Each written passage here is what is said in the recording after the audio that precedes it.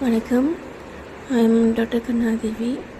இதில் வந்து என்ன சொல்கிறேன்னா, நம்முடைய உணர்வுகள், நம்முடைய தேவைகள், நம்முடைய எண்ணங்கள் வேறு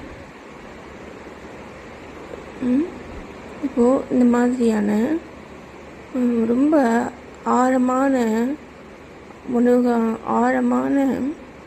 என்ன சொல்கிறது, ஆழமான உணர்வுகள், ஆழமான எண்ணங்கள், ஆழமான செயல்கள்.